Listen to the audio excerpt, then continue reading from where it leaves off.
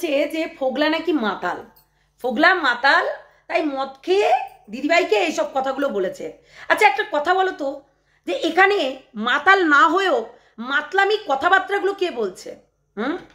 Actually ব্যাপারটা বোঝো, যারা মাতাল তারা তো মদ খেয়ে এইসব কথা বলবেই, কিন্তু যারা মাতাল না তারাও তো মাতালের মতো কথা বলে। মানে কুচবি বলছি না, চিটিংবাজ ঢপবাজ, হ্যাঁ ঢপবাজ হচ্ছে কি বাহিনী, তো চিটিংবাজ ঢপবাজ বাহিনীগুলো ওই একই কীর্তন গেয়ে যাবে। এবং ফোগলা যে অনেক কিছু বলেছে সেইগুলো মানো চাই না মানো, আর ফোগলা যে অবশ্যই কোর্টে উঠবে কি উঠবে না, আমি তো বলবো যে উঠতে, কেননা ফোগলাকে উঠা দরকার। এই যে একটা শাস্তি হওয়া দরকার এই গামলার, কেননা রীতিমতো গামলা যেটা করেছে প্রত্যেকটা ছেলের সঙ্গে একই রকম করবে, ওর মা যেমনি করেছে ও তেমনি করবে, তাই এটা কখনো মানে অমান্য করা যায় না, ঠিক আছে, অমান্য করা যায় না। এই যে এরা এই যে ফোগলা গামলার হয়ে যারা বলে তারাও তো সেই মাতাল, তাই না? গামলার হয়ে যারা বিশাল প্রোটেস্ট করে, কেননা এক একজন তো নাম মুখ দেখিয়েই প্রোটেস্ট করে, কিন্তু একবারও ভাবে না যে এই প্রস্টিটিউটটাকে, এই নোংরাটাকে, এই পরকীয়াটাকে সাপোর্ট করছে, হ্যাঁ লাই দিয়ে দিয়ে মাথায় চড়াচ্ছে, কেননা তারাও লিভিংয়ে থাকে। দেখো তাদের মুখ থেকে এই কথাগুলো শোনো যে লিভিংয়ে, আমার ছেলেকে লিভিংয়ে রাখবো, এরকম একজন বলেছে।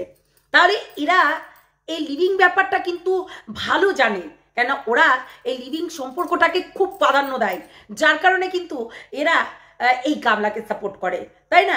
আজকে ফোগলা নাকি কথাগুলো সব মাতাল অবস্থায় বলেছে, তারপরে আবার বলছে যে ফোগলা নাকি টাকা পয়সার লোভে করেছে। ভাই টাকা কে না চাই, টাকা কে না চায়? গামলাও তো ভেবেছিল যে ও বিশাল নেভিতে চাকরি করে এবং অনেক মোটা মাল্লু আছে, এই এই হচ্ছে সন্দীপের থেকেও সুখও দিতে পারবে এবং টাকা পয়সার মানে আমাকে ভরিয়ে তুলবে, সেটা ভেবেছিল। এখন সেটা কি হলো, কি দাঁড়ালো সেটা বলো। মানে সত্যি আমি তাই চিন্তা করি যারা এই ধরনের কথাবার্তাগুলো বলে, মানে কেন বলে আমি বুঝতে পারি না।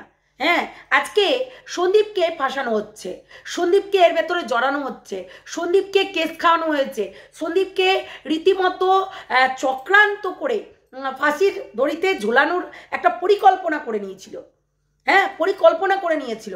সেইগুলো কি তোমরা ভুলে গেছো? সেইগুলো কি তোমরা ভুলে গেছো? আজকে সঙ্গীতা চক্রবর্তী দাঁড়িয়েছে বলে সঙ্গীতা চক্রবর্তীকে মানে গাল দিতে হবে, বাজে কথা বলতে হবে, কেননা সঙ্গীতা চক্রবর্তী সব সময় তার তার ক্লায়েন্টের একদম পাশে থেকে নড়ে না, কেননা যে যাই বলুক তার ক্লায়েন্টকে অবশ্যই প্রোটেকশন করে, তাই তো সেই জন্য হয়তো হচ্ছে সঙ্গীতা চক্রবর্তীকে গাল খেতে হবে, তাই তো? তাহলে বক দেখো, বক হচ্ছে ফ্ল্যাট পাহারা দিচ্ছে, বক হচ্ছে কি বলবো, বক গামলার ঢেকি পাহারা দিচ্ছে, বক শরীর পাহারা দিচ্ছে, বক রীতিমতো গামলার জন্য খাসা খাসা মাল নিয়ে দিচ্ছে ফ্ল্যাটে, তাই না? তাহলে কেন হচ্ছে লিগাল টিমকে সাপোর্ট করবে না, তাই না?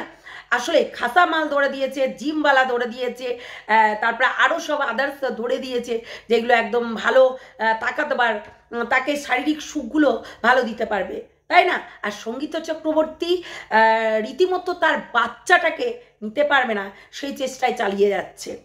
হ্যাঁ সন্দীপের কাছ থেকে তার বাচ্চাটাকে কখনোই সরাতে পারবে না, ঠিক আছে, এইটুকুন মনে রেখো।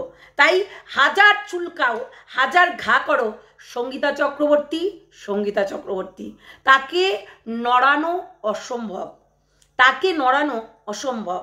সত্যি কথা বলতে এই ভিডিওটা করতাম না, কিছু কিছু কমেন্ট আসছে এত মাথা গরম করা, হ্যাঁ ফোগলা কেন টাকা নিয়ে পালিয়ে গেছে। আরে আমিও তো সেদিনকে বলেছিলাম ফোগলা টাকা চোর, তাহলে টাকাটা কোথায় গেল একটু বলতে পারবে? টাকাটা কোথায় গেল? টাকাটা কি না নিয়ে বসে থাকবে গামলা? হ্যাঁ যাক গিয়ে কেস করুক, গামলাকে বলো গিয়ে কেস করে তার থেকে টাকাটা তুলতে বলো। কেন হুমকি চুমকি দিচ্ছে? বককে দিয়ে কেন হুমকি চুমকি দিচ্ছে? এই হুমকি চুমকি না দিয়ে রীতিমতো গিয়ে ফোগলার নামে কেস করে দিক, যেমন হচ্ছে সন্দীপের নামে করেছিল, করে দিক রীতিমতো। তো তোমরা শুনতেই পেলে, একটা নয় দুটো নয় তিনটে ছেলে, একটা নয় দুটো নয় তিনটে ছেলে, সেটা ফোগলার কাছে প্রমাণ আছে। দেখো, যে গরু গুখাই সে গরু তো প্রমাণ রাখবেই, তাই না? ফোগলাও কিন্তু সেই জিনিসটাই করেছিল, এটা কিন্তু অমান্য করা যাবে না। ফোগলাও কিন্তু একদম সেম টু সেম কাজ করেছিল, রীতিমতো যে তাকে ওই বাড়ি থেকে বের করার জন্য তার সঙ্গে রীতিমতো যে চ্যাট করার, নোংরামি চ্যাট, এমনি অনেক কিছু করার চেষ্টা করেছিল। করেনি?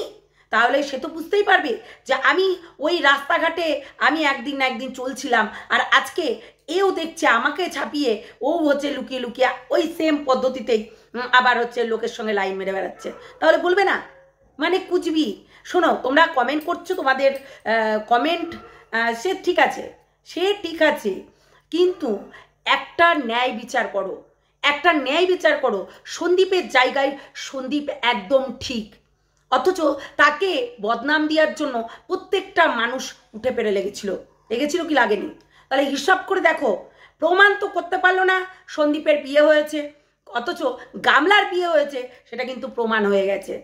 তাহলে একটু হিসাব করে দেখো, তারপর বলবে এসে, মানে কমেন্ট বক্সে এসে কমেন্ট করে দিলে আর একটু বিবেচনা করছো না। আসলে আমি একটা কথাই বলি, গামলার ভিউয়ার্স আর এই হচ্ছে লাটখোর দালালের ভিউয়ার্সগুলো একদম ওদের মতন পরকীয়াকে সাপোর্ট করে, পরকীয়াকে মানে প্রাধান্য দেয় বেশি, এবং নিজেরাও পরকীয়া করে, যার কারণে এইসব। আর লিভিং রিলেশন মানে ভালো জানে যে লিভিং রিলেশনে থাকতে হবে, ঠিক আছে? এরাই বলে, আর কেউ বলে না, কিন্তু এরাই বলে কথাটা। তাহলে ভাবো কতটা নোংরা, সব বলে দিলেই হয়ে যায় না? যাই হোক, অনেক মাথা গরম হয়ে গেছিল, তাই ভিডিওটা করে ফেললাম। আর অবশ্যই আসছি কালকে অনেক প্রমাণ নিয়ে, ঠিক আছে?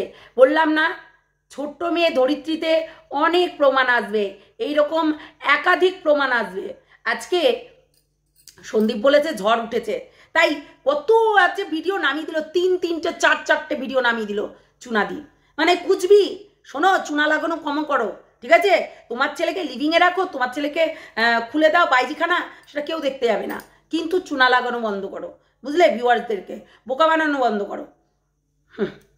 চলো, টাটা। সবাই ভালো থেকো, সুস্থ থেকো, সাবধানে থেকো। Good night.